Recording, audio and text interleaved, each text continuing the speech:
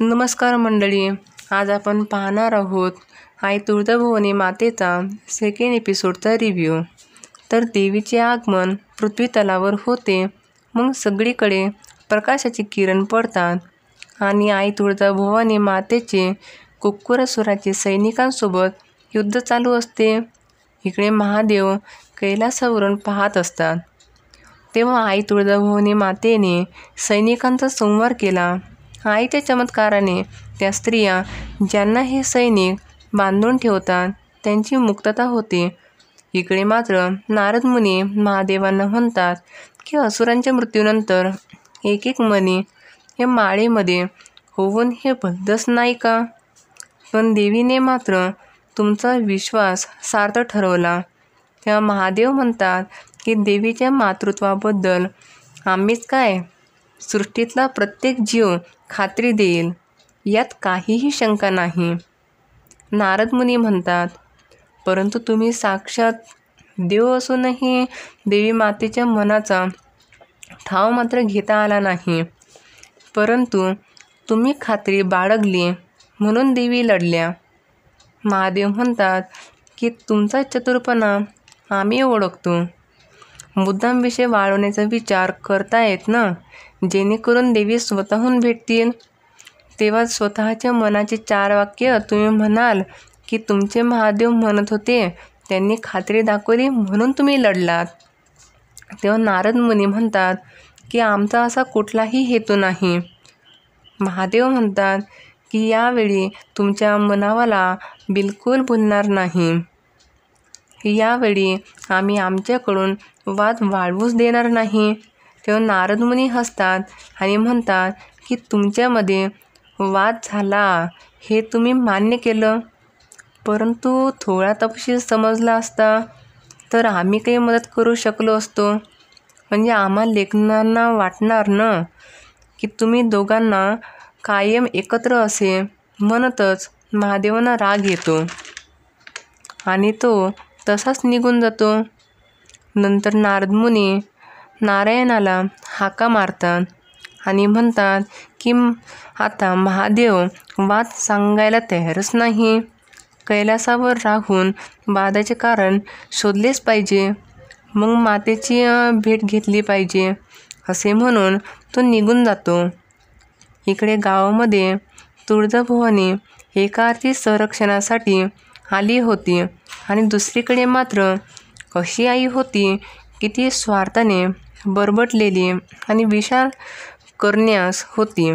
ती दैत्यमाता देवी, ती तिन्ही लोकांच्या अधिराज्य गाजवलेल्या लालसे असलेल्या देवीच्या येण्याची चाहूल तर लागली होती, पण ती शक्ती कोणती आहे ते अजूनही देवीला उमगले नव्हते।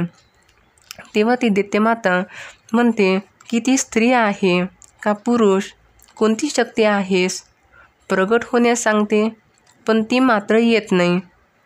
मग ती म्हणते की आम्ही शोध घेऊ आणि आता महेशाला पिंजऱ्यातून बाहेर काढण्याची वेळ आली आहे।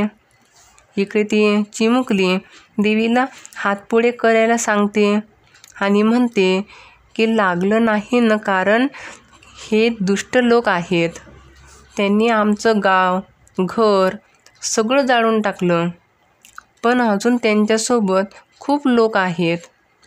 मग देवी म्हणते की आपण त्या सगळ्यांना धडा शिकवूयात।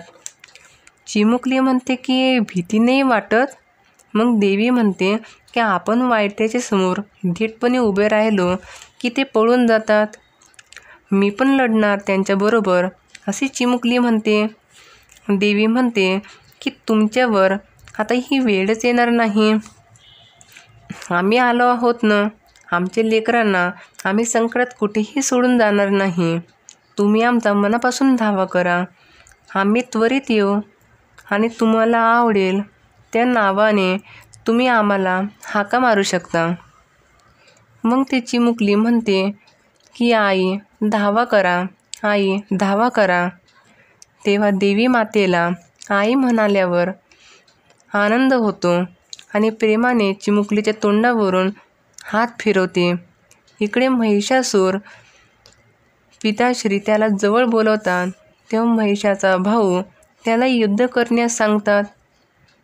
इकडे चिमुकली म्हणते की तुम्हाला तर 2च हात आहेत. जेव्हा तुम्ही आले होते तेव्हा तुम्हाला 8 हात होते. तेव्हा देवी म्हणते की आम्ही आहोत ना, तर आम्हाला खूप मुलं आहेत. काही चांगली, काही वाईट.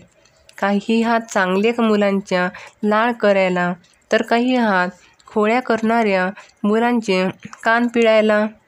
असे प्रेमाने ती सांगत असते. इकडे पाताळात दैत्यमाताची पूजा चालू असते. आजूबाजूला विनाश चालू आहे असे ती महिषाला म्हणते. देवा महिषासूर म्हणतो की काळजी नसावी माता, कारण संपूर्ण विश्वात फक्त महिषासूर असतो.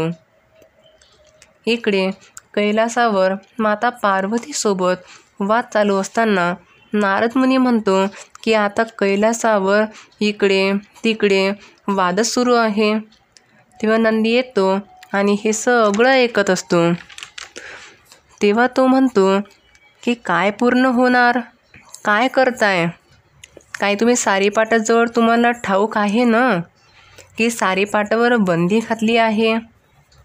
तेव्हा पार्वती माता म्हणतात की आम्ही तर खेळतच नव्हतो. तेव्हा नारद मुनी येतात आणि सगळे त्यांना प्रणाम करतात. तेव्हा नारद मुनी म्हणतात की किती क्रोधित होता त्यांच्यावर. ते हा खेळ खेळतच नव्हते. ते फक्त उरलेला डाव पाहायला आले होते आणि त्यांच्या वादाचा काही प्रश्नच नाही याच्यात. प्रश्न या सारीपाटाचा आहे काय? हो नंदी महाराज, सारीपाटाजवळ फिरकण्याची बंदी तर नाही ना.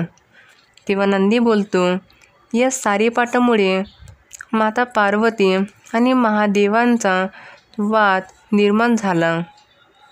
तो खेळच असा, म्हणूनच शांतता प्रस्थापित व्हावी या शुद्ध हेतूने मी या सारीपाटावर बंदी घातली आहे. तेव्हा नारद मुनी म्हणतात की आता आपण जे काही बोललात त्यातून बरेच प्रश्न सुटले. तेव्हा नंदी म्हणतो काय? तेव्हा नारद मुनी म्हणतात म्हणजे सुटण्यास मदत होईल. हा सारीपाट खेळच तसा आहे. तेव्हा नंदी म्हणतात की तुम्ही इथे काय करता आहेत, चला निघा, असे ते दोघांनाही म्हणत असतात. तर नारद मुनी म्हणतात की आता ध्यानात आलं की महादेव आणि मातेचे वादाचे कारण काय आहे, तर हा सारीपाट. इकडे महिषासूर म्हणतो की पृथ्वीवर अवतरलेल्या शक्तीच्या शोधात मी पण असुरांचा राजा, त्रिलोकांचा राजा महिषासूर आहे.